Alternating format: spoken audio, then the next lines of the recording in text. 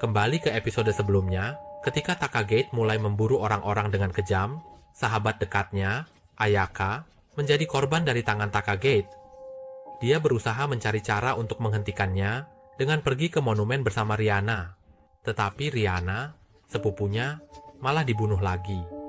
Takagate tidak berhenti membunuh orang-orang, dan mereka yang selamat dari cengkeramannya kali ini mulai mengalami halusinasi dan ketakutan.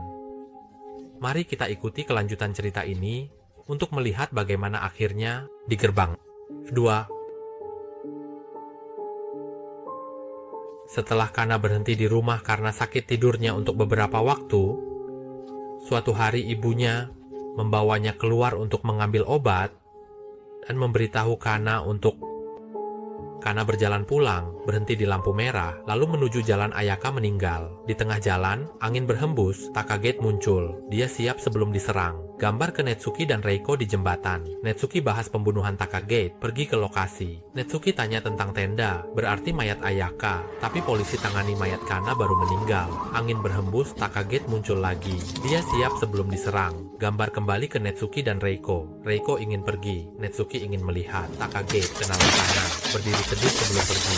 Kedua gadis bertanya-tanya mengapa dia berduka.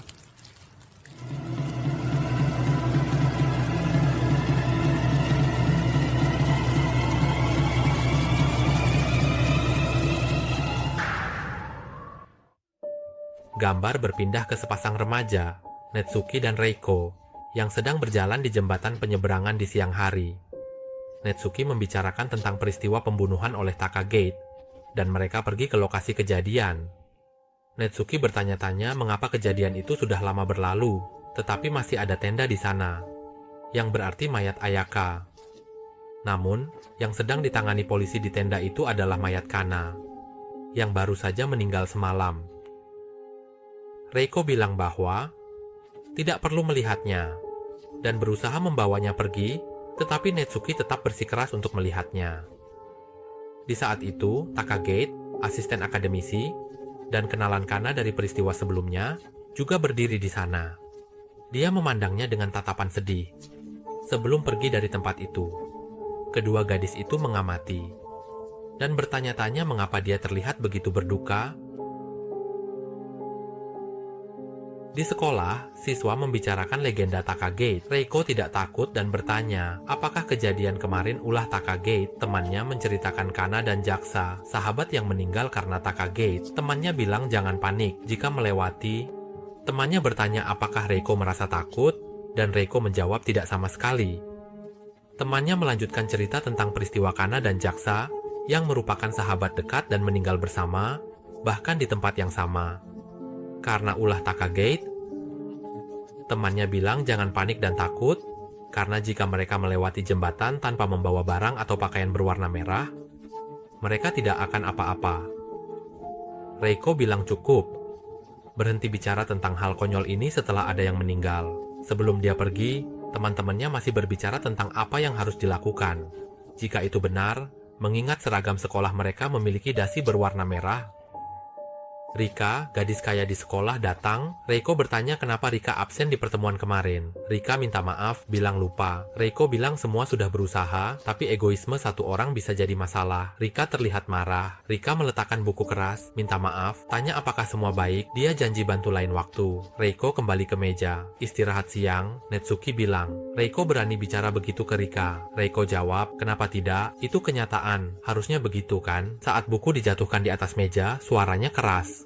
Sebelum dia meminta maaf dan bertanya apakah semuanya baik-baik saja, dia juga bilang dia akan membantu di lain waktu.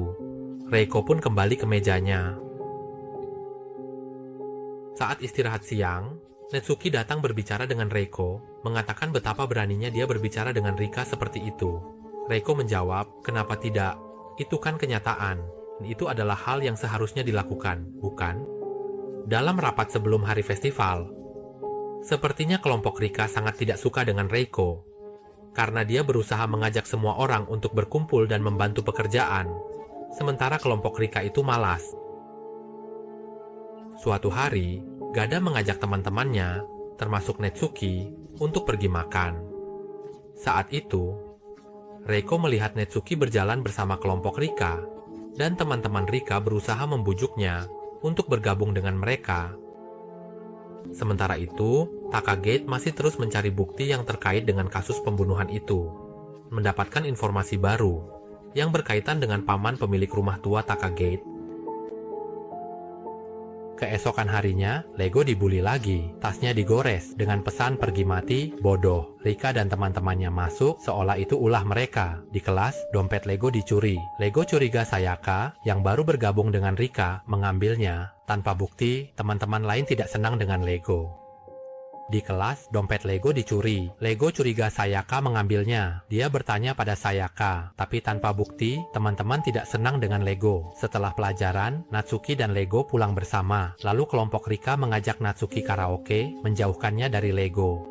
Namun ia tidak mempunyai bukti apapun, sehingga menyebabkan teman-teman yang lain tidak puas dengan tindakan Lego. Sepulang sekolah hari itu, Natsuki dan Lego sedang berjalan pulang bersama. Ketika kelompok Rika masuk dan mengundang Natsuki untuk pergi bernyanyi karaoke dan menariknya menjauh dari Leko.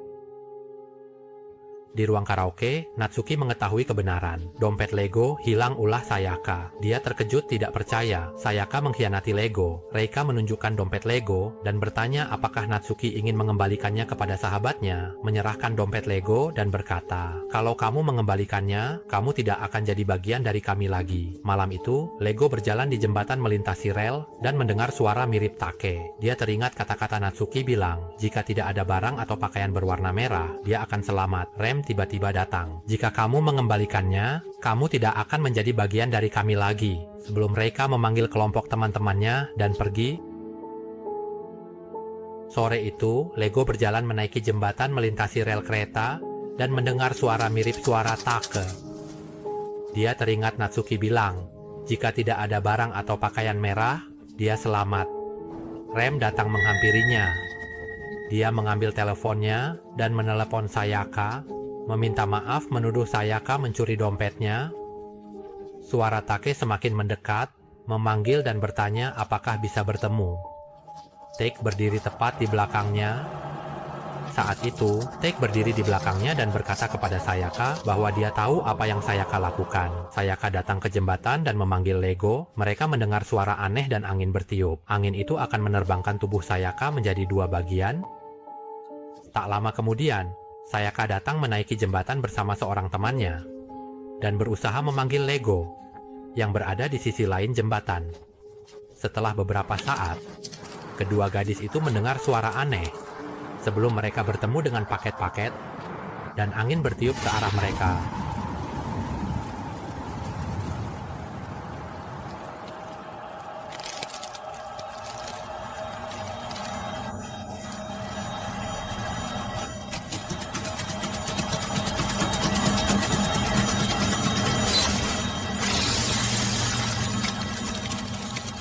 Itu akan memotong tubuh Sayaka menjadi dua, tepat di depan teman perempuannya. Reika yang berada di sisi lain jembatan juga melihat kejadian itu. Kembali ke Tak yang menemui kakek pemilik rumah tua tempat kejadian dan bertanya tentang kasus pembunuhan. Sebelumnya, kakek pernah bilang bahwa itu bukan ulah tentara Amerika yang menjadi penyebab kematian di tempat itu. Data yang tercatat 60 tahun lalu menyebutkan bahwa seorang remaja melihat kejadian pada hari ketika seorang wanita yang menjadi korban itu diperkosa, dan remaja itu adalah kakek Take. Jadi, dia bertanya, apa yang kakek lihat pada hari kejadian itu? Kakek melihat apa yang terjadi. Tetapi dia bilang itu sudah lama sekali. Jadi dia tidak ingat apa-apa, dan berusaha mengusir Take dari rumah. Namun, Take berlutut dan memohon kepada kakek untuk menceritakan apa yang terjadi pada wanita yang menjadi korban itu. Pada hari itu, dia bolos sekolah untuk bermain di gunung dan mendengar suara seorang wanita di sekitar situ. Jadi dia mendekat untuk melihat lebih dekat. Dia melihat sekelompok pria sedang memperkosanya. Dia sangat ketakutan saat itu dan mengenali kelompok yang sedang melakukan tindakan itu. Salah satunya adalah anak dari seorang presiden yang terkenal.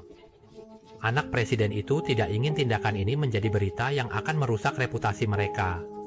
Jadi mereka menyebarkan rumor bahwa itu adalah ulah tentara Amerika. Setelah itu, Dia pun bunuh diri, dan seluruh cerita pun berakhir.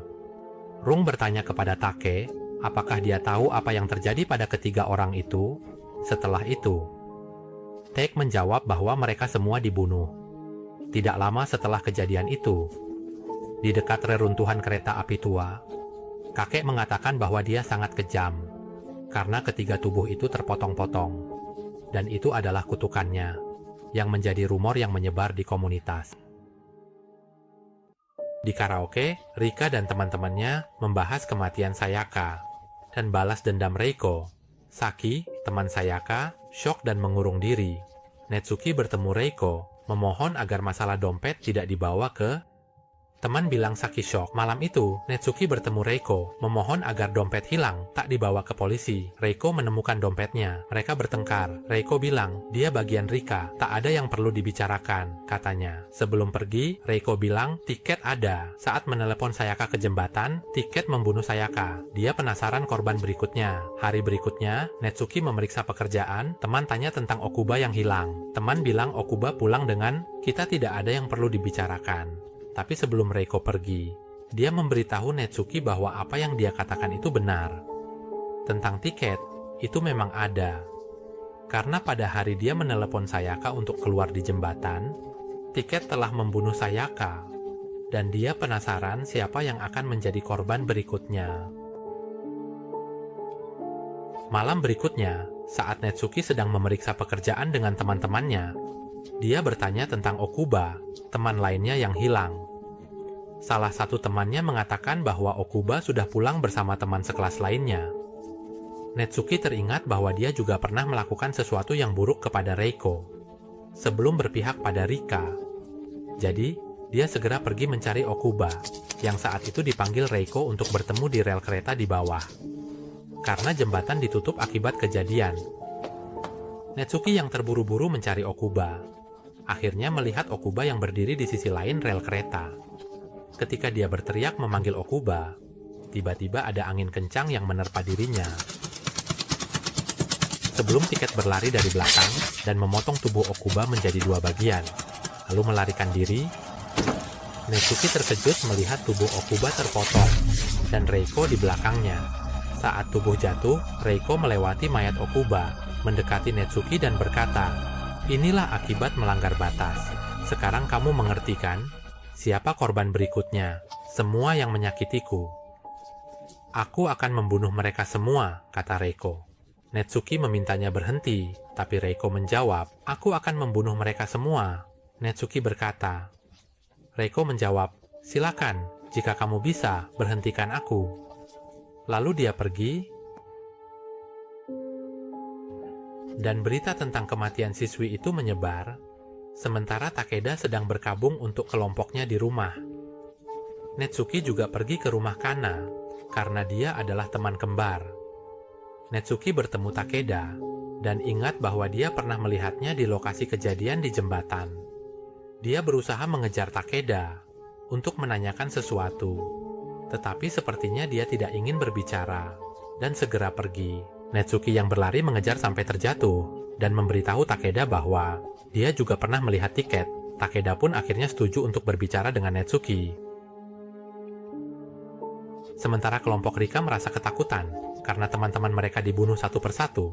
Salah satu teman berkata bahwa ini pasti adalah balas dendam dari Reiko. Rika kemudian berdiri dan bertanya kepada teman itu, apakah dia pikir semua yang terjadi ini hanya karena dia seorang? Tiba-tiba, telepon Rika berbunyi, dan di ujung sana adalah Reiko yang menelepon. Dia mengatakan ingin bertemu Rika di rel kereta dan menantangnya, apa kamu takut? Sebelum menutup telepon,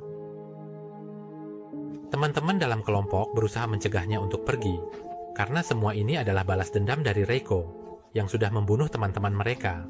Namun, Rika berkata bahwa ini menarik, jadi lebih baik kita pergi, dan lihat sendiri apakah ini hanya ancaman untuk menakut-nakuti.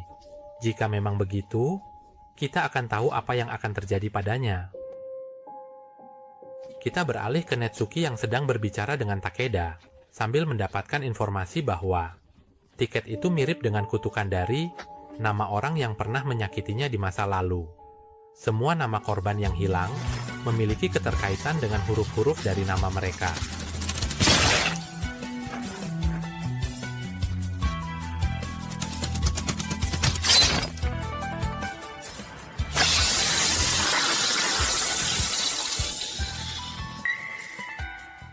Termasuk Reiko juga. Tapi dia belum mati sekarang karena Tiket menggunakan dia sebagai alat untuk mencari korban. Netsuki pun mencoba menuliskan nama teman-teman di kelompok yang tersisa. Dan keempat gadis itu juga memiliki keterkaitan huruf dalam nama mereka.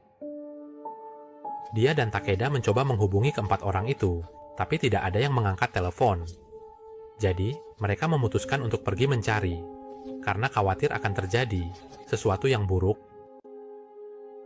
Dan alasan mereka tidak menjawab telepon adalah karena saat itu, mereka semua sedang menuju pertemuan dengan Reiko di rel kereta. Nezuki bertanya kepada Takeda, apakah tidak ada cara lain untuk melindungi diri dari target. Dia bilang ada, tapi tidak tahu apakah itu berhasil atau tidak. Karena itu hanya cerita dari legenda yang mengatakan bahwa jika bisa mengucapkan mantra tersebut, mereka bisa melindungi diri.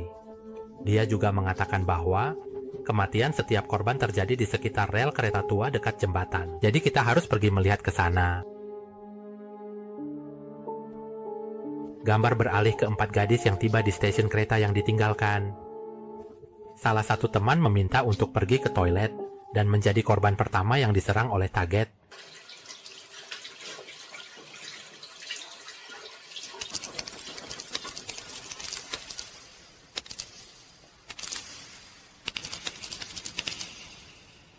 Itu dia.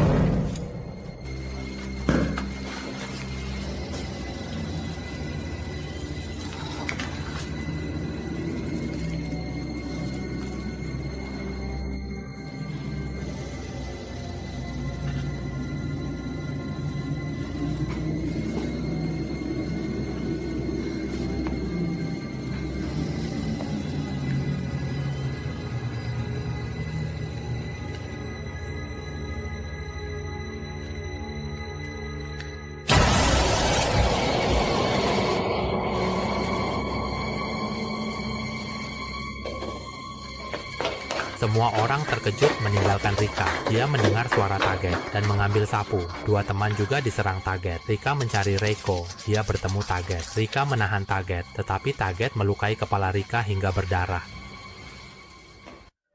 Namun, dua teman lainnya yang berlari keluar sebelumnya juga diserang oleh target secara bersamaan.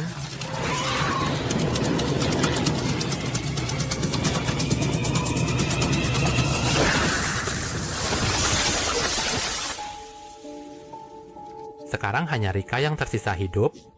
Dia berusaha menggunakan senter untuk mencari dan memanggil Reiko agar keluar.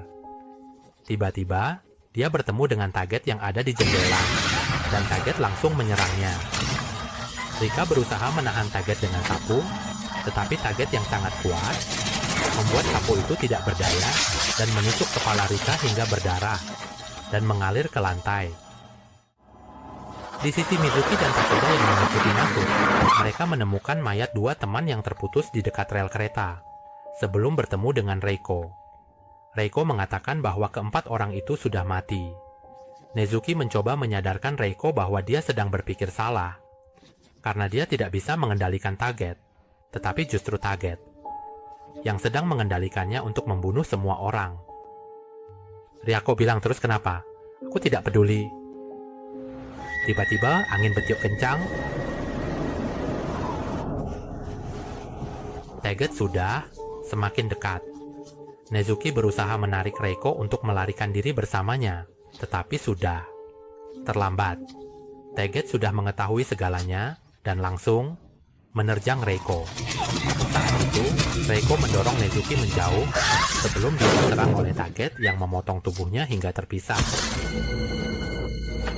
Nezuki dan Takeda segera berlari melarikan diri.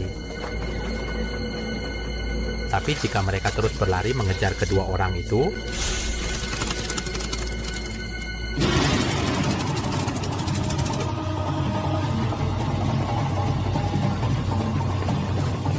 jadi Jadi Rika mencoba ucapkan mantra dia dapatkan.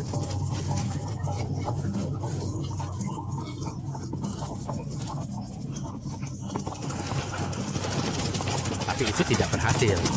Karena Taget masih terus mengejar tidak jauh di belakang. Dia berpikir bahwa ada sesuatu yang salah dengan mantra itu.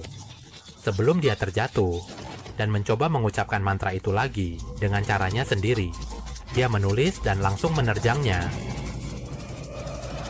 Tapi itu hanya bisa merobek baju saja. Takeda terkejut melihat bahwa mantra yang diucapkan Nezuki ternyata berhasil. Dan sepertinya semuanya akan berakhir di situ. Mereka kembali melihat mayat Reiko. Nezuki datang untuk meminta maaf kepada tubuh Reiko dan mengucapkan terima kasih. Tetapi sebelum dia sempat melanjutkan, Reiko tiba-tiba membuka matanya dan langsung menyerang Nezuki. Dan filmnya berakhir.